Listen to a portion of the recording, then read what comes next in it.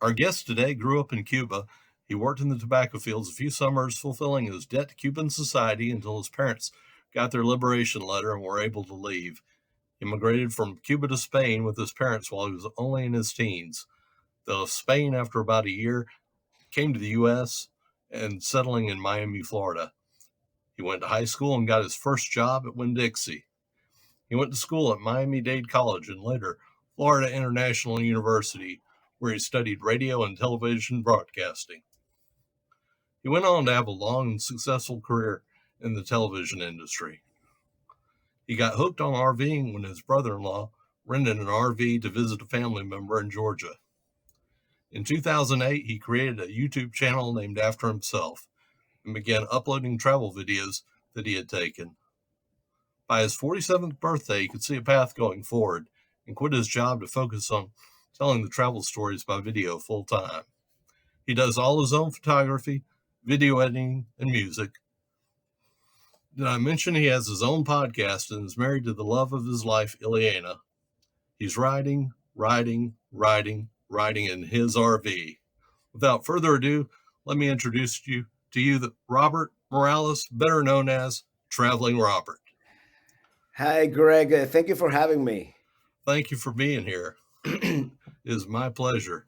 You know, could you take a few moments and fill in the gaps from that intro and bring us up to speed with what's going on in your world? No, I think you pretty much covered all the bases there, and yeah, at some point in 2017, I was in this dead end job in this sort of dying industry, and I saw that my YouTube career was starting to take off, and I took the risk. It's been a lot of work and a lot of fun, but I'm one of those lucky people that has been able to make a living out of his passion, out of what I love to do. So, uh, yeah, that's pretty much it. I mean, Okay.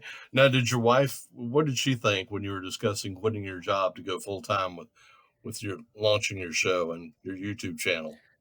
for the most part, everybody has been always very supportive. Of course, there was always, I'm sure, a hint of doubt in her and my mom too, like have you gone crazy, this and that, but. But I was confident. I was confident, and they were confident too. In a sense, we had been seeing the YouTube channel kind of almost duplicate the number of views and subscribers, and therefore revenue over the years. So every year, kind of. So I figured in 2 years we're gonna be able to break even, and this is gonna work, and it did. That is awesome. So, when your parents were traveling all over Cuba with you when you were young, did they take video and photography of their adventures, and did that kind of Mm, inspire you to yeah, to do your yeah, own? yeah, absolutely. At the time, I mean, we're talking.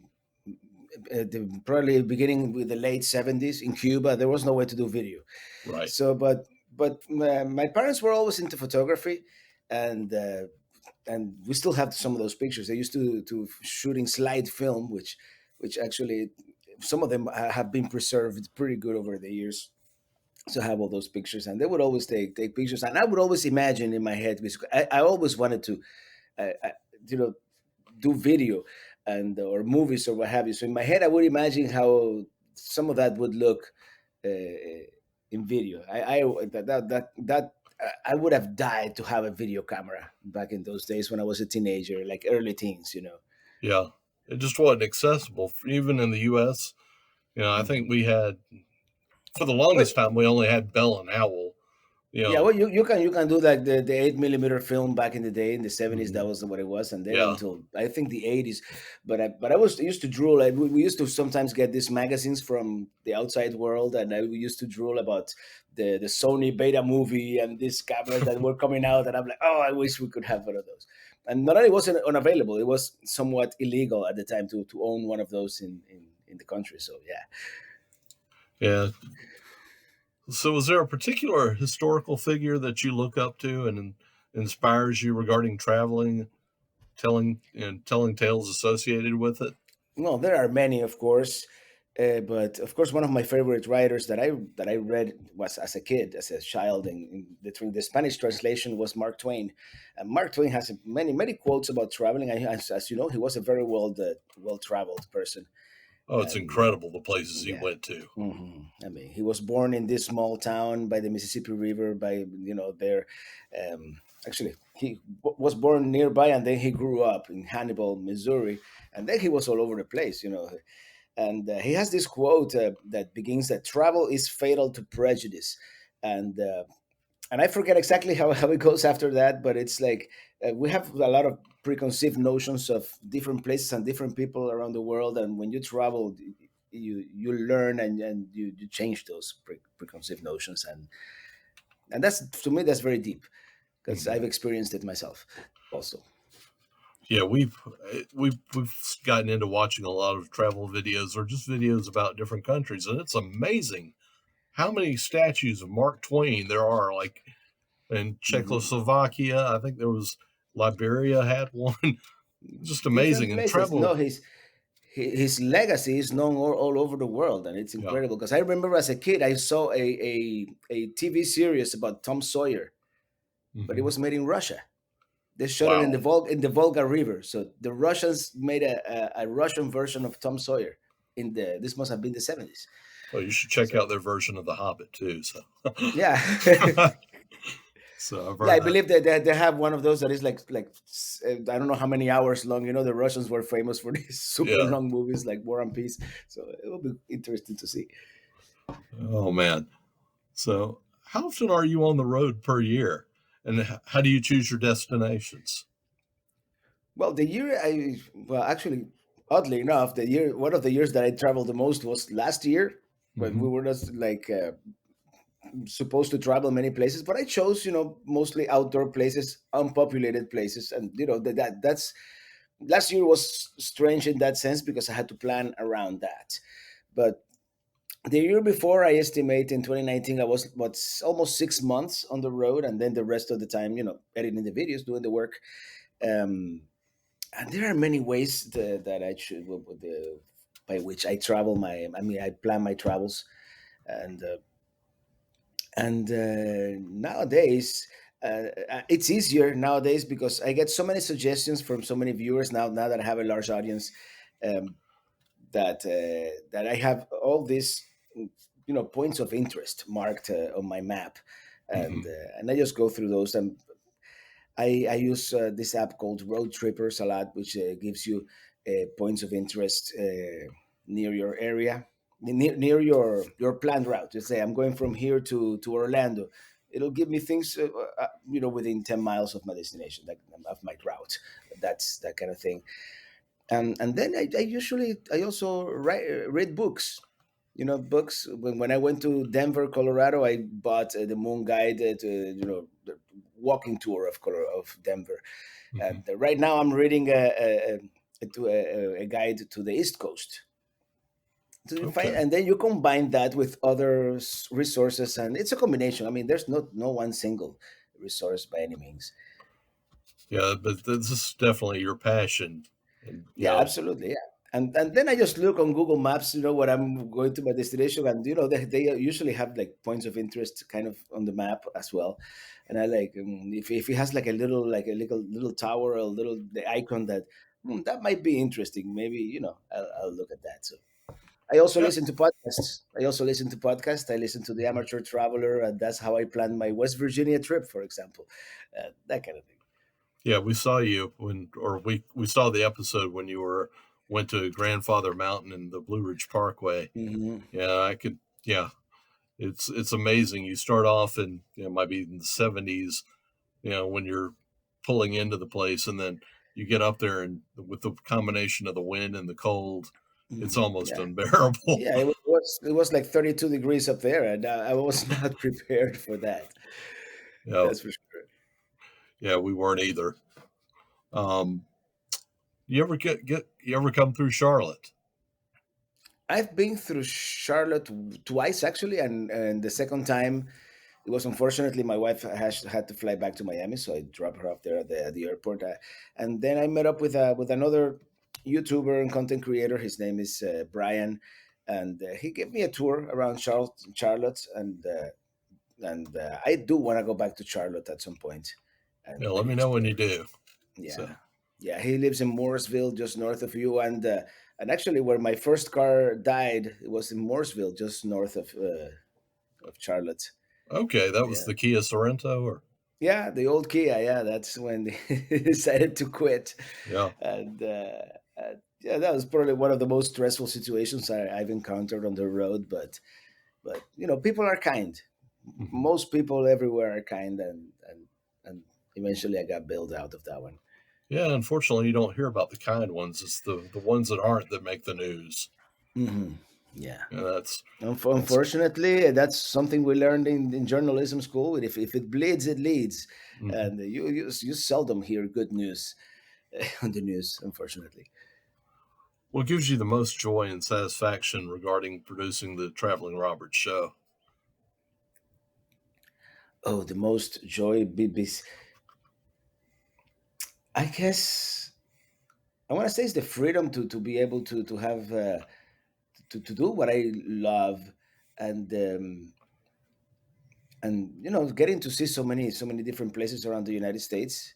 Hmm. But I really appreciate the freedom of not having that daily grind of the daily commute to downtown, and then Rub it in, brother. that's no, I'm not rubbing it in, but as I said, I consider myself very fortunate and very privileged to have been able to do this, Yeah, and but and getting to know the country and the world. Eventually, I want to, when it is allowed again, I want to do more international travel, meeting people from different places, and yeah. I would like to apologize to you and to the viewers in advance. We had booked our first European vacation, and we're going to go over to Switzerland, so we probably caused the pandemic.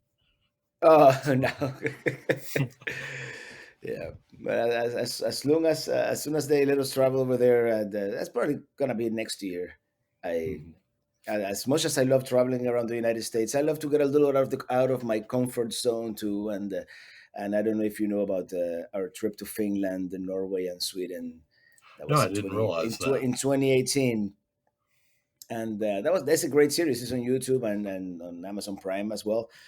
And it's in the end there are more similarities than differences between people in the world, especially in the Western world. I haven't gone to Africa or Asia or other places, but it's just the language barrier sometimes gets you. Mhm. And actually, also traveling in an RV in Europe, you end up going to the supermarket, to the convenience store, to different places, and you have a more intimate experience with the locals and trying to figure out the language and that kind of thing. So. Yeah, I think we were planning on going over, and we were going to take the Swiss rail because they've got a very Mhm. efficient Swiss rail Yeah, system. But it's yeah, I've heard it's beautiful out there. That's one of the places where I want to visit as yeah, well. yeah, we will definitely be trying that again as Hmm. soon as we can. Yeah, I So think this year is going to be sketchy in some places, but I'm hoping that by 2022, we're gonna be able to travel abroad, no problem. mhm. Are there what's the what are the frustrations about producing the Traveling Robert show? Actually, one of the frustrations, and it's not a frustration, it's just a matter of time management. Manage the time. I want to see and travel, see as much as possible. Then, but I have to manage that with the time that it takes to edit and produce the videos, and once in a while, come up with the new music for the videos, and that's one of the challenges. And the other challenge up until now, I think that's going to change on my next trip, is that my wife, she has a job, and up until now she's had to be static here in Miami for her job, Mhm. so she only joins me on her vacation time, and a lot of the time that I spend traveling out there is on my own by myself. So that's another frustration that I think we're going to be able to overcome this year. Okay, so she's going to be either able to retire or to She work remotely. she's she's gonna be able to work remotely. Okay. which brings another set of challenges, of course, because she has to work at the same time we're traveling. And as you know, a reliable internet is not as reliable everywhere. Hmm. But it's a set of challenges that I'm looking forward to tackling. Yeah, you'll overcome them. Yeah. So, how long does each video take, both to shoot and to edit? And Well, do you edit? to shoot it depends, and the shooting part I don't even count them as part of my time because it's fun. It's why I enjoy doing it, and I enjoy editing too. But editing is a time consuming process. If any of you have ever edited video, you really have to like it, and I do. But yeah, I'd say it depends on the video, of course, but it could take up to an hour per minute you see on screen. So if this week I posted a 40-minute video, that was a full time 40-hour week for me. Oh wow. Okay. I don't think most people realize that. Mhm. So Yeah, after it's not only putting the videos together, you have to put it together with the right music. You have to do voiceover, do research, and sometimes I need to do color correction and stabilization and different effects that I put. Sometimes I put a map in the middle of the video showing my route. Everything takes time, and yeah, I love doing it, but it's a time consuming process for sure. yeah, I can remember people talking about web design, and they would point to something that they considered simple, Mm-hmm. and it was, you could just, it was a button or something that they wanted to emulate. Not simple at all. No, nothing And is ever simple. And we live in the golden age of video editing. Try that with two, beta cam machines, and you're doing it on tape. You yeah, make a mistake, you have to go back to the beginning. yeah. So, is there one episode that comes to mind that you're particularly proud of or enjoyed making more so than the others? Oh man, there are many, and there are the popular ones that I guess the public in the end is the judge of that. There's my first cross country road trip to the West. Um, that's one of the most viewed videos. There's that our first long trip with the RV. There are many. One of my favorite is the one episode on Death Valley. That's the one of the ones that I'm most satisfied with the way it came out. But of course, there are many. Death Valley in California. California? That's in Oh, California, yeah. God bless you. Also because that was one of those places that I didn't expect. Some places they disappoint you. Some places they overwhelm you, and this is one of those places that I had not seen anybody make a complete video of Death Valley, Mhm. and then I was there and I was like, wow, and I think I covered it pretty well. I'm satisfied the way that I covered Death Valley, and I didn't even get to say the whole thing, but Yeah, I don't think it's, from what I understand, it's just of so course. huge. Of course, the most popular videos that I have are these long videos, like the 4 hour driving to the West video, and those are basically compilations of shorter videos that I've made into long movies, and yeah, people love those. Okay. So, how did you figure out how to make a living with your Traveling Robert show platform? You Hmm. know, did was there any type of coaching, or did you just read a book, or do online research? How did that come to pass? I didn't really do anything like courses or anything like how to make money, but I did watch some of the gurus at the time that they teaching you how to make better videos and how to kind of tweak your online presence on YouTube. One Hmm. of those is what's his name? His channel is Video Creators. He was one of the ones that I followed, and I learned a lot from a lot of people. And nobody gives you like the whole story, but but I learned that consistency, thumbnails, and actually putting out a good product are like the main things, and you can play with words and link bait and try to make an interesting headline. For some videos that works, but eventually you have to find your voice, and my voice was telling these stories uh, about travel, and be somewhat unique about it, and finding that niche, and and respecting your public and interacting with your public. And That's what I do every Friday. I do a live stream every Friday, and people ask questions, and it's just like a 1 hour hangout with the public. And I'm going on a tangent, but yes, Oh, I that's did. fine. Especially when it stopped being a hobby, and I really wanted to, when I quit my job, failure wasn't an option anymore.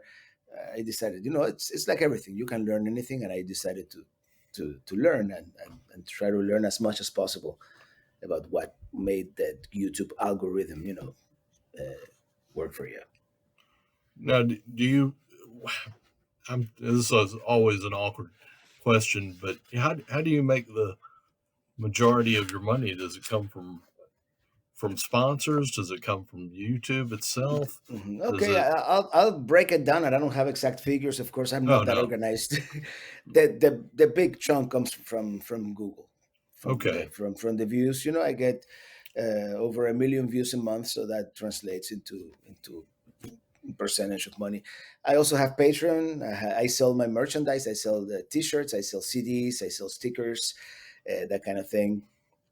That's a good chunk too. Some of my videos are on Amazon Prime, and that's a part of it too. And then sponsorships. Lately, some companies have been approaching me, and if it is a product that I think it's good, or it kind of will resonate with the audience, I have this short commercial in the middle of the video, and make money from that too. Yeah, like for example, I believe it's the VPN. Yeah, Yeah, I can see Surfshark it. VPN. Yeah. Everyone needs to be using a VPN in public Hmm. nowadays. Yeah. So, Yeah, especially whenever if you have to connect to a Wi-Fi out there, So I have, of course, an AT&T plan and a Verizon plan, and I try to have both, but sometimes there's neither, and yeah, it's the internet is the biggest challenge. I can't wait for Starlink. I already signed up. I already signed up, and I want to see if that's gonna work out for us, much. well, Elon says it will, so and Elon wouldn't lie. Yeah, no, of course. I mean, he's putting people in space, and has whatever that guy touches, generally turns out good. So Yeah, I have high hopes. yeah, he's insanely smart, and he could Mhm. probably be almost the closest thing that we could have to a true supervillain if he chose.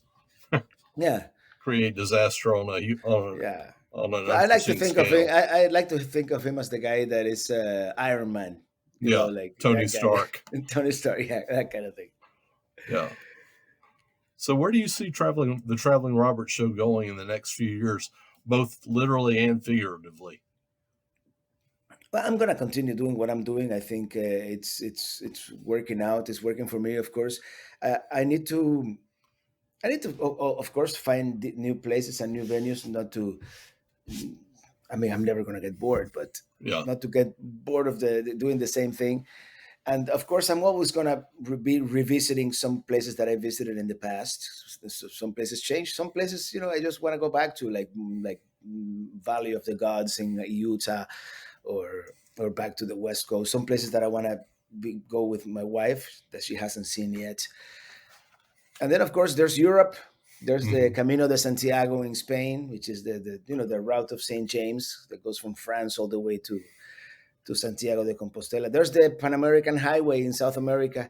So there are many things that in the future I might do to get me away from that comfort zone and continue growing as a traveler. And I don't have I stopped having goals. I wanted to do the all the 50 states by the time I'm 50. I'm not gonna be able to do that because of the current situation, and I don't. Yeah. I'm not counting countries, but I just want to do what feels right. What feels right for me. What is fun for me, and I hope that it's gonna be fun for the people who watch my videos or listen to my podcast or follow me. Yeah. Okay. Have you ever thought about maybe writing your own book or organizing some sort of travel with Robert, caravan type deal? Eventually, I might, but I have enough trouble writing a newsletter every week or two. So I can someday, understand. someday, and this is my thought. I'm gonna spend a couple of months in a cabin in Alaska, and Oh and wow. Where maybe at? isolate myself. When, oh, what's the name of this town? Um, it's right after I was there. I was there Well, in you know, 2010. we went and traveled that Dalton Highway and Yeah, stopped off in Palmer, yeah, Alaska. yeah. The Dalton Highway is right after Cold Foot. It's this small town. Oh man, I'm having one of those mental. Yeah, I have them all the time. I want to say Whistler, but it's not Whistler, obviously. Whittier? No, I could look it up real quick, but Oh, in any case, it's fine. it's above the Arctic Circle. It's up there. They have a bed and breakfast. It's called the Arctic Getaway, and it's just cabins. Okay. Maybe Nome or I it may could be. no, it's up there. It's on the it's in well, their address is Fairbanks, Alaska, but online, but it's not Fairbanks, Okay. Alaska. Yeah, we spent some time in Fairbanks too. Wiseman. I know it Okay. started with a W. It's called Wiseman, Alaska. Yeah, Okay. and it's a small town. It's like 10 people who live up there, but it's very beautiful area, and I would love to spend some time there and maybe write a book. Yeah. Did you get to see the Northern Lights when you were up there? No, I was there in summer, so it never got dark. Yeah. But We when we went to Fairbanks, we we had the opportunity to sort of. It was definitely dark enough and cold enough, but there was only one night where you could sort of even mhm, see something. It just wasn't in the cards. yeah. But Well, that was my plan, my original plan for 2020, and eventually that's what I want to do. I want to do the RV trip to Alaska, and just linger long enough for it to get dark. Linger into maybe mid August when it starts getting cold, mhm. and it starts getting dark, and maybe see the northern lights before heading back south. Okay, that sounds like a good plan. Yeah. So, how long do you see yourself doing this? Are there Oh, any reason as not to? no, as long as I have health, my health to be able to do it, and I don't see myself. I might slow down. I might Mhm. slow down, but I foresee myself traveling as long as I have the health to do it. What would you advise to someone either just starting out, either pursuing a travel vlog or starting out as an influencer, you know, with either a blog or a podcast or Mhm. something along those lines? First of all, I would do what you like, because when you do what you like, you're gonna do it best. And when you do something at your best, you're gonna be the best version of yourself, and people are gonna see that and appreciate it. And it takes time, so just persevere, be consistent, and if on YouTube, or it could work for a podcast, for a blog too. Good eye catching thumbnails. Hmm. I cannot stress that enough. Yeah, I never thought that would make such a huge difference, but I've Let done me a little tell bit you, of I experimentation. have I almost have 180,000 subscribers. Or Hmm. did I pass 180 on YouTube? But a lot of my views don't come from subscribers. They come from people who they just finish watching a video from someone else related, and then they see all those thumbnails on the right hand side of the screen, and they click on the one that looks best, Hmm. usually, Yeah, and I that's where remember most of the seeing. traffic comes from. Yeah, I remember seeing one page. I think it was on your YouTube blog, your YouTube page. It might have been like the community or something Mhm. that had Yeah. 46 million views. But yeah, Hmm. you only had Wow. 188,000 Yeah. subscribers, so that gives you an idea. Hmm. So, Yeah. do you have any new projects coming up or anything that our listeners should know about? I'm in the process of redesigning my website. That's the only thing, and and I have this gentleman in Naples, Florida, who is doing a great job of it, and and the next project is the upcoming trip to the Northeast, if all goes well, and the Northeast, and then the whole East Coast. That's the summer 2021 trip in the works. Okay, so what's your advice for somebody that we'll just keep this general and not point any fingers, you know, that might be claustrophobic, um, but that likes to travel. How can they get could they get used to traveling in like when you're like your mini Winnebago.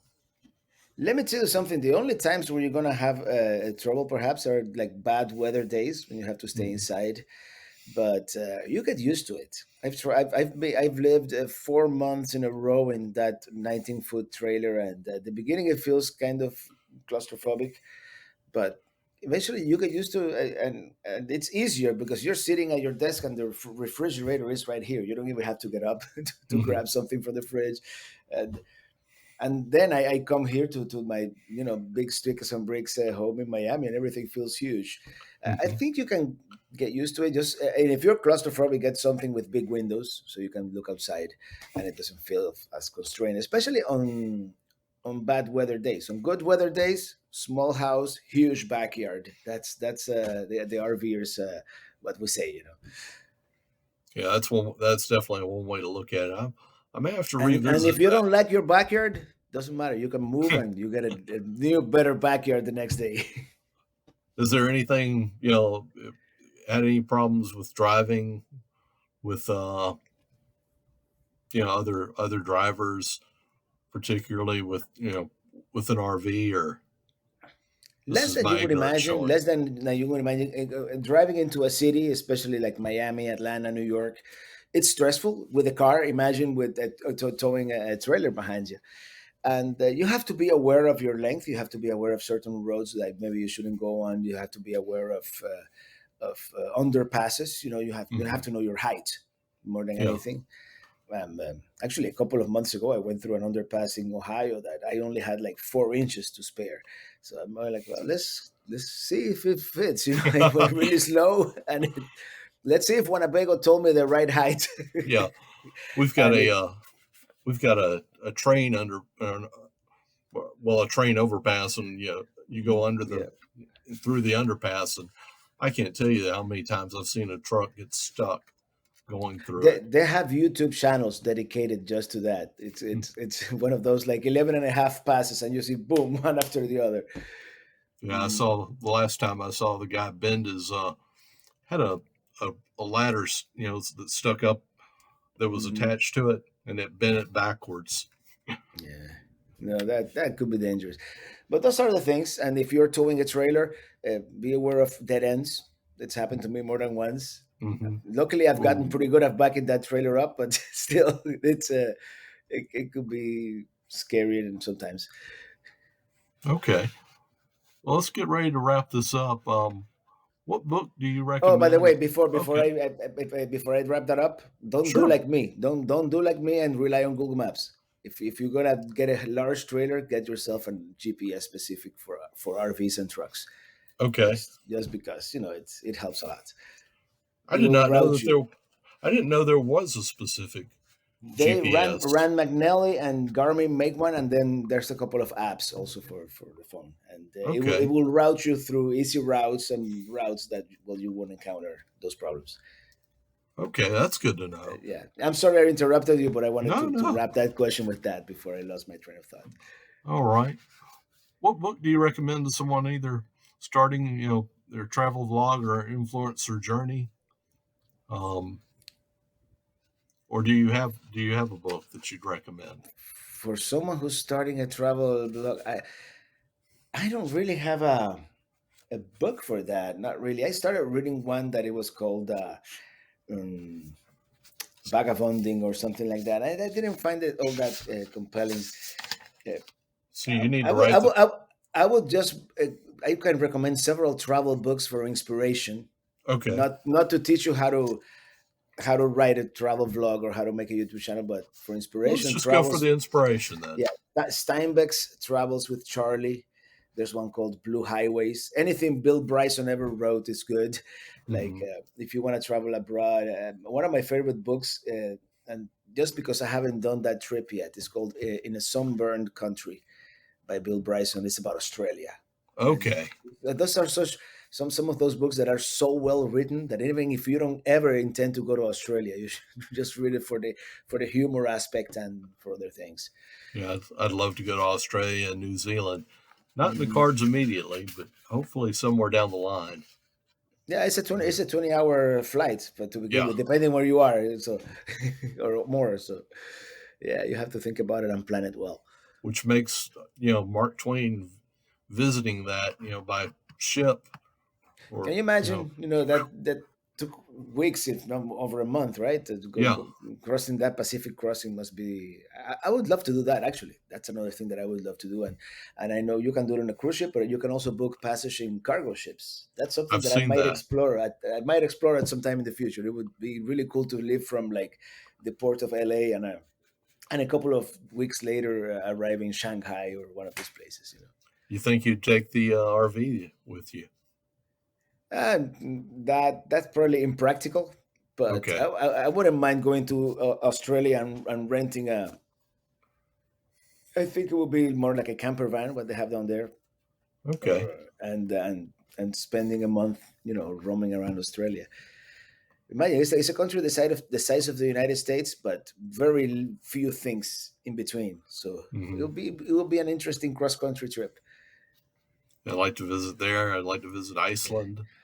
Oh, That was Iceland too, and there's that loop road that goes all around Iceland. yeah. That it's yeah, that's also there's so many places. A lifetime, 10 lifetimes wouldn't be enough to satiate that wanderlust as they call it. Hmm. So I'm never gonna run out of content to put on the YouTube channel. It doesn't That sound much is like it. certain. All right. What's been your favorite travel destination overall? Well, I always like to say the Grand Canyon in Hmm. the United States. Around the world there are others, but the Grand Canyon, even in the world, it's one of those places that is impossible to photograph or videotape. Nothing can replicate the experience of standing there on the south rim at the widest and deepest point and looking at that grandness. It's really an emotional experience. I'm trying to remember the quote. It's like basically God, you know, is just wasted a lot of time and material on stuff that we'll never see, that the average person may not get to see, but it's just amazing Mhm. that it's out there. Yes. Mhm. I need I to mean, find that quote. you could spend months, years in Utah and Arizona and not see all the beautiful places in just those two states. Hmm. So, and that's just that chunk of it's sandstone, all the red sandstone structures out there. But the Grand Canyon is the one that I would put it at number one. Probably Monument Valley at number two if you want to do the iconic Western trip. Okay. So, is there a piece of software or an app that you use that is in your business that's been indispensable? Like maybe your video editing or. Hmm. Well, I use several apps for video editing. I mean, I used to do Final Cut. I switched to Adobe Premiere, but they're both Mhm. comparable. Each is better at certain things. But I'm using Adobe Premiere right now. In fact, I use the Adobe Suite for Adobe Photoshop is essential. I know there are other graphic softwares that you can use to Mhm. edit pictures and do the thumbnails and things like that. And then for graphics, I use Motion a lot. Motion 5 is an Apple program, and for the music, Logic Pro on a Mac, and that's for music composition. It's just easy and it's super powerful, but it's relatively easy and quick to do certain things, and that's what I use for all my audio recording. So Your those audio. four those four would be the essential apps that I use pretty much for everything. Yeah, your music, your audio sounds great. Mhm. So, No, yeah, thank you. definitely you've your hands above a lot of the content that's on YouTube with that in that Mhm. regard. Yeah. So, what's the number one piece of advice that you can give to the EO40 listeners? To the what? To the over 40 listeners? EO40 Um, entrepreneurs over 40. over 40 and I kind of gonna quote Gary Vaynerchuk, which is one of these, I use it. He's a motivational speaker these days about business and all that. But he used to Hmm. be. I used to follow him when he was a wine person. But what he says is that it's never too late. You see people at 70. If you have the passion to do it, you s- you can start at 70. even if you perhaps don't have as much time left as someone in their 30s or 20s. But it's never too late to Never too. start. It's never too late to start with your passion, and and getting to exploit or to the best version of yourself. Sometimes you just stay doing something that perhaps you're not best at, but it's comfortable and it's good and it works for you, but maybe it's not what makes you happy. And I think at any age, you, as long as you have the health and the mind to do it, you can do it. Good words of advice. Need to heed those. Seize the day. Since the So day, and that's what happened to me. I was in my mid 40s in a dead end job, and I'm like, it was okay. It was a nice office in downtown Miami. I was doing okay, but I wasn't happy. So I decided to make the pivot in my life. all right, that's a wrap. Thank you, Robert Morales, better known as Traveling Robert, for Thank you, being a Greg, guest on Entrepreneurs Over 40. You can check him out at his YouTube channel, Traveling Robert, and we'll have links in the show. yeah. Thank you. I mean, YouTube, Instagram, Facebook, everywhere. So check it out. Will do. Thank you again. All right, bye.